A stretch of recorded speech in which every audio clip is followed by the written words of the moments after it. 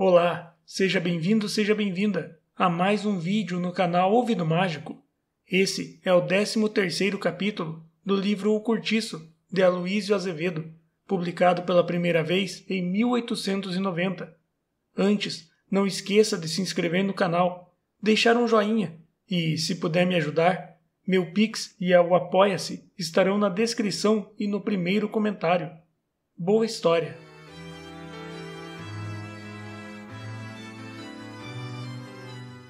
Capítulo 13. À proporção que alguns locatários abandonavam a estalagem, muitos pretendentes surgiram disputando os cômodos desalugados. Delporto e Pompeu foram varridos pela febre amarela, e 3 outros italianos estiveram em risco de vida. O número dos hóspedes crescia. Os casulos subdividiam-se em cubículos do tamanho de sepulturas, e as mulheres iam despejando crianças com uma regularidade de gado procriador. Uma família composta de mãe viúva e 5 filhas solteiras, das quais destas a mais velha tinha 30 anos e a mais moça 15, veio ocupar a casa que Dona Isabel esvaziou poucos dias depois do casamento de Pombinha. Agora, na mesma rua, germinava outro cortiço ali perto, o Cabeça de Gato. Figurava como seu dono um português que também tinha venda, mas o legítimo proprietário era um abastado conselheiro, homem de gravata lavada, a quem não convinha, por decoro social, aparecer em semelhante gênero de especulações. E João Romão, estalando de raiva, viu que aquela nova república da miséria prometia ir adiante e ameaçava fazer-lhe a sua perigosa concorrência. Pôs-se logo em campo, disposto à luta, e começou a perseguir o rival por todos os modos, peitando os fiscais e guardas municipais para que o não deixassem respirar um instante, com multas e exigências vexatórias, enquanto pela Sorrelfa plantava no espírito dos seus inquilinos um verdadeiro ódio de partido que os incompatibilizava com a gente do Cabeça de Gato. Aquele que não estivesse disposto a isso ia direitinho para a rua, que ali não se admitiam meias medidas a tal respeito. Ali, ou bem peixe ou bem carne, nada de embrulho.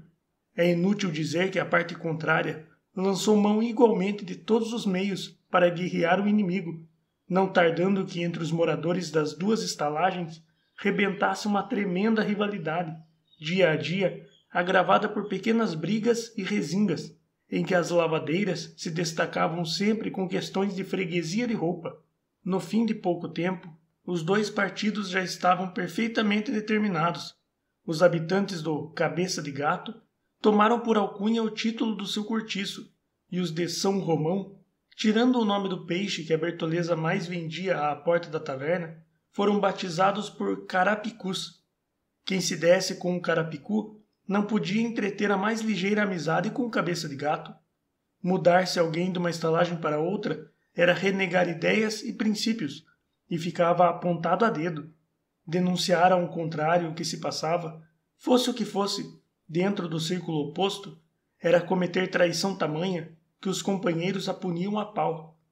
Um vendedor de peixe que caiu na asneira de falar a um Cabeça de Gato a respeito de uma briga entre a machona e sua filha, a das Dores, foi encontrado quase morto perto do cemitério de São João Batista.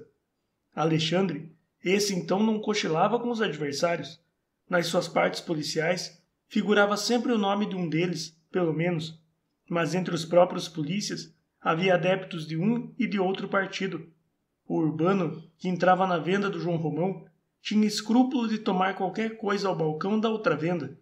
Em meio do pátio do Cabeça de Gato, arvorava-se uma bandeira amarela.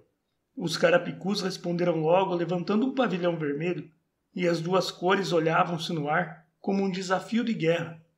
A batalha era inevitável, questão de tempo. Firmo, assim que se instaurara a nova estalagem, abandonou o quarto na oficina e meteu-se lá de súcia com o Porfiro, apesar da oposição de Rita, que mais depressa o deixaria a ele do que aos seus velhos camaradas de cortiço. Daí nasceu certa ponta de discórdia entre os 2 amantes. As suas entrevistas tornavam-se agora mais raras e mais difíceis. A baiana, por coisa alguma desta vida, poria os pés no Cabeça de Gato, e o Firmo achava-se, como nunca, incompatibilizado com os carapicus. Para estarem juntos, tinham encontros misteriosos num calogia de uma velha miserável, da rua de São João Batista, que lhe cedia a cama mediante esmolas. O capoeira fazia questão de ficar no Cabeça de Gato, porque aí se sentia resguardado contra qualquer perseguição que o seu delito motivasse. De resto, Jerônimo não estava morto, e uma vez bem curado, podia vir sobre ele com gana. No Cabeça de Gato, o firmo conquistara rápidas simpatias e constituíra-se chefe de Malta. Era querido e venerado, os companheiros tinham entusiasmo pela sua destreza e pela sua coragem.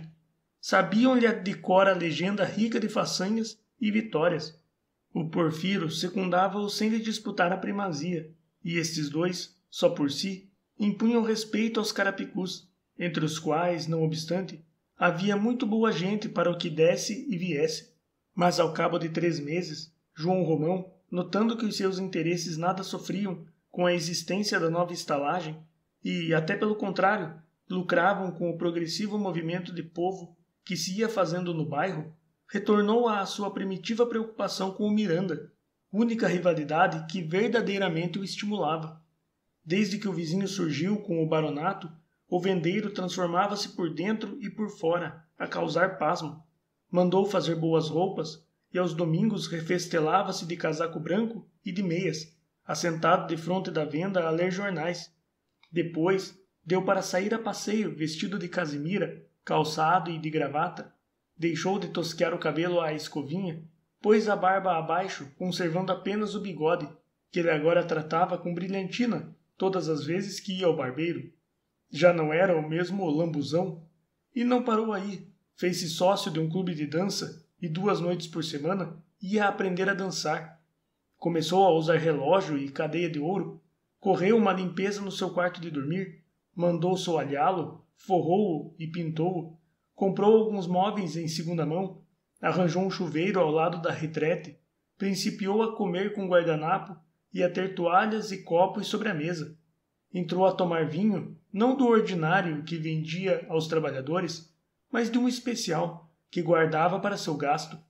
Nos dias de folga atirava-se para o passeio público, depois do jantar, ou ia ao Teatro São Pedro de Alcântara assistir aos espetáculos da tarde. Do Jornal do Comércio, que era o único que ele assinava havia já 3 anos e tanto, passou a receber mais 2 outros e a tornar fascículos de romances franceses traduzidos que o ambicioso lia de cabo a rabo com uma paciência de santo, na doce convicção de que se instruía. Admitiu mais 3 caixeiros, já não se prestava muito a servir pessoalmente à negralhada da vizinhança, agora até mal chegava ao balcão, e em breve o seu tipo começou a ser visto com frequência na rua direita, na Praça do Comércio e nos bancos, o chapéu alto derreado para a nuca e o guarda-chuva debaixo do braço. Principiava a meter-se em altas especulações, aceitava ações de companhias de títulos ingleses e só emprestava dinheiro com garantias de boas hipotecas. O Miranda tratava-o já de outro modo. Tirava-lhe o chapéu, parava risonho para lhe falar quando se encontravam na rua, e às vezes trocava com ele 2 dedos de palestra à porta da venda. Acabou por oferecer-lhe a casa e convidá-lo para o dia de anos da mulher, que era daí a pouco tempo. João Romão agradeceu o obséquio, desfazendo-se em demonstrações de reconhecimento, mas não foi lá. Bertoleza, que continuava na cepa, torta, sempre a mesma crioula suja, sempre atrapalhada de serviço, sem domingo nem dia santo. Essa, em nada absolutamente participava das novas regalias do amigo. Pelo contrário, à medida que ele galgava a posição social, a desgraçada fazia-se mais e mais escrava e rasteira. João Romão subia e ela ficava cá embaixo, abandonada como uma cavalgadura de que já não precisamos para continuar a viagem. Começou a cair em tristeza. O velho Botelho chegava-se também para o vendeiro, e ainda mais do que o próprio Miranda. O parasita não saía agora, depois do almoço, para a sua prosa na charutaria, nem voltava à tarde para o jantar, sem deter-se um instante à porta do vizinho, ou pelo menos sem lhe gritar lá de dentro: "Então, seu João, isso vai ou não vai?" E tinha sempre uma frase amigável para lhe atirar cá de fora. Em geral, o taverneiro acudia a apertar-lhe a mão de cara alegre e propunha-lhe que bebesse alguma coisa. Sim, João Romão já convidava para beber alguma coisa, mas não era à toa que o fazia, que aquele mesmo não metia prego sem estopa. Tanto assim que uma vez, em que os dois saíram à tardinha para dar um giro até a praia, Botelho, depois de falar com o costumado entusiasmo do seu belo amigo, o barão, e da virtuosíssima família deste, acrescentou com um olhar fito: aquela pequena é que lhe estava a calhar, seu João. Como? Que pequena? Ora, morda aqui. Pensa que já não dei pelo namoro? Maganão. O vendeiro quis negar, mas o outro atalhou. É um bom partido. Excelente menina. Tem um gênio de pomba, uma educação de princesa. Até o francês sabe. Toca piano, como você tem ouvido. Canta o seu bocado, aprendeu desenho, muito boa mão de agulha e... Abaixou a voz e segredou grosso no ouvido do interlocutor. Ali, tudo aquilo é sólido. Prédios e ações do banco. Você tem certeza disso? Já viu? Já. Palavra de honra. Calaram-se um instante. Botelho continuou depois. O Miranda é um bom homem, coitado. Tem lá as suas fumaças de grandeza, mas não o podemos criminar. São coisas pegadas da mulher. No entanto, acho-o com boas disposições a seu respeito. E se você souber levá-lo, apanha-lhe a filha. Ela talvez não queira. Qual o quê? Pois uma menina daquelas, criada a obedecer aos pais, sabe lá o que é não querer. Tenha você uma pessoa de intimidade com a família, que de dentro empurra o negócio, e verá se consegue ou não. Eu, por exemplo. Ah, se você se metesse nisso, que dúvida. Dizem que o Miranda só faz o que você quer. Dizem com razão. E você está resolvido a protegê-lo? Sim, de certo. Neste mundo estamos nós para servir uns aos outros. Apenas, como não sou rico... Ah, isso é dos livros. Arranje-me você um negócio e não se arrependerá. Conforme. Creio que não me supõe um velhaco. Pelo amor de Deus, sou incapaz de semelhante sacrilégio. Então... Sim. Em todo caso, falaremos depois, com mais vagar. Não é sangria desatada? E desde então, com efeito, sempre que os dois se pilhavam a sós, discutiam o seu plano de ataque à filha do Miranda. Botelho queria 20 contos de réis e com papel passado a prazo de casamento. O outro oferecia 10. Bom, então não temos nada feito, resumiu o velho. Trate você do negócio só por si, mas já vou lhe prevenindo de que não conte comigo absolutamente. Compreende? Quer dizer que me fará guerra? Valha-me Deus, criatura. Não faço guerra a ninguém. Guerra está você a fazer-me, que não me quer deixar comer uma migalha da bela fatia que lhe vou meter no papo. O Miranda hoje tem para mais de 1000 contos de réis. Agora fique sabendo que a coisa não é assim também tão fácil como lhe parece, talvez. Paciência. O barão há de sonhar com um genro de certa ordem. Aí algum deputado, algum homem que faça figura na política aqui da terra. Não, melhor seria um príncipe. E mesmo a pequena tem um doutorzinho de boa família que lhe ronda muito a porta.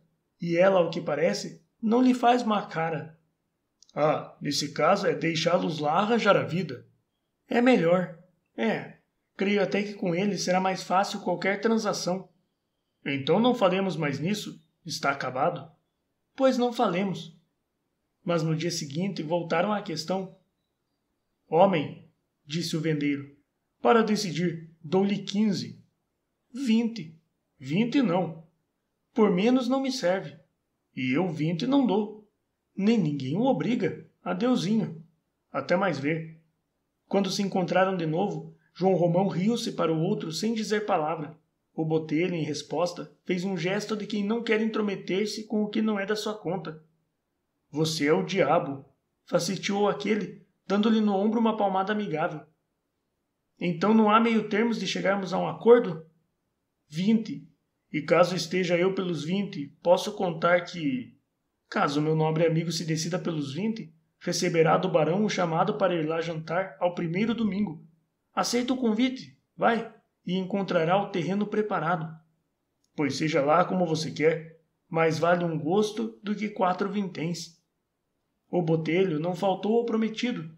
Dias depois do contrato selado e assinado, João Romão recebeu uma carta do vizinho, solicitando-lhe a fineza de ir jantar com ele mais a família. Ah, que revolução não se feriu no espírito do vendeiro! Passou dias a estudar aquela visita, ensaiou o que tinha que dizer, conversando sozinho defronte do espelho do seu lavatório. Afinal, no dia marcado, banhou-se em várias águas, areou os dentes até fazê-los bem limpos, perfumou-se todo dos pés à cabeça, escanhoou-se com esmero, aparou e bruniu as unhas, vestiu-se de roupa nova em folha, e às 4:30 da tarde apresentou-se, risonho e cheio de timidez, no espelhado e pretensioso salão de Sua Excelência. Aos primeiros passos que dera sobre o tapete, onde seus grandes pés, afeitos por toda a vida à independência do chinelo e do tamanco, se destacavam como um par de tartarugas, sentiu logo o suor dos grandes apuros inundar-lhe o corpo e correr-lhe embagada pela fronte e pelo pescoço. Nem que seu desgraçado acabasse de vencer naquele instante uma légua de carreira ao sol. As suas mãos vermelhas e redondas gotejavam e ele não sabia o que fazer delas, depois que o barão, muito solícito, lhe tomou o chapéu e o guarda-chuva. Arrependia-se já de ter ido. Fique a gosto, homem, bradou-lhe o dono da casa. Se tem calor, venha antes aqui para a janela. Não faça cerimônia. Ó, Leonor, traz o vermute, ou o amigo prefere tomar um copinho de cerveja. João Romão aceitava tudo, com sorrisos de acanhamento, sem ânimo de arriscar palavra. A cerveja fê-lo soar ainda mais, e quando apareceram na sala Dona Estela e a filha, o pobre diabo chegava a causar dó de tão atrapalhado que se via. Por 2 vezes escorregou, e numa delas foi apoiar-se a uma cadeira que tinha rodízios. A cadeira afastou-se e ele quase vai ao chão. Zulmira riu-se, mas disfarçou logo a sua hilaridade, pondo-se a conversar com a mãe em voz baixa. Agora, refeita nos seus 17 anos, não parecia tão anêmica e deslavada. Vieram-lhe os seios e engrossaram-lhe o quadril. Estava melhor assim. Dona Estela, coitada, é que se precipitava a passos de granadeiro para a velhice, a despeito da resistência com que se rendia. Tinha já 2 dentes postiços, pintava o cabelo e dos cantos da boca 2 rugas serpenteavam-lhe pelo queixo abaixo, desfazendo-lhe a primitiva graça maliciosa dos lábios. Ainda assim, porém, conservava o pescoço branco, liso e grosso, e os seus braços não desmereciam dos antigos créditos. À mesa, a visita comeu tão pouco e tão pouco bebeu, que os donos da casa a censuraram jovialmente, fingindo aceitar o fato como prova segura de que o jantar não prestava. O obsequiado pedia, por amor de Deus, que não acreditasse em tal, e jurava, sob palavra de honra, que se sentia satisfeito e que nunca outra comida lhe soubera tão bem. Botelho já estava ao lado do velhote fazendeiro, que por essa ocasião hospedava-se com Miranda. Henrique, aprovado no seu 1º ano de medicina, fora visitar a família em Minas. Isaura e Leonor serviam aos comensais, rindo ambas à socapa, por verem ali o João da venda, engravatado e com piegas de visita. Depois do jantar apareceu uma família conhecida, trazendo um rancho de moças. Vieram também alguns rapazes. Formaram-se jogos de prendas, e João Romão, pela primeira vez em sua vida, viu-se metido em tais funduras. Não se saiu mal, todavia. O chá das 10:30 correu sem novidade, e quando enfim o neófito se pilhou na rua, respirou com independência, remexendo o pescoço dentro do colarinho engomado e soprando com alívio. Uma alegria de vitória transbordava-lhe do coração e fazia-o feliz nesse momento.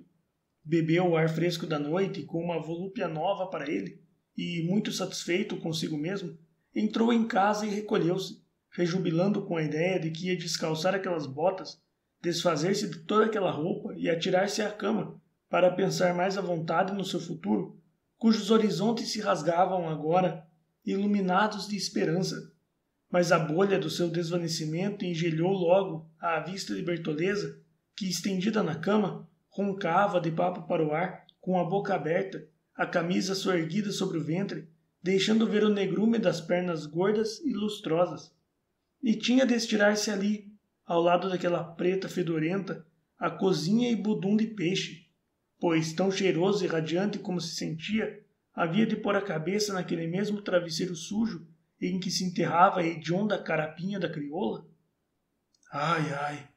Gemeu o vendeiro, resignando-se, e despiu-se. Uma vez deitado, sem ânimo de afastar-se da beira da cama, para não se encostar com a amiga, surgiu-lhe nítida ao espírito a compreensão do estorvo que o diabo daquela negra seria para o seu casamento. E ele, que até aí não pensara nisso, ora o demo, não pôde dormir, pôs-se a malucar.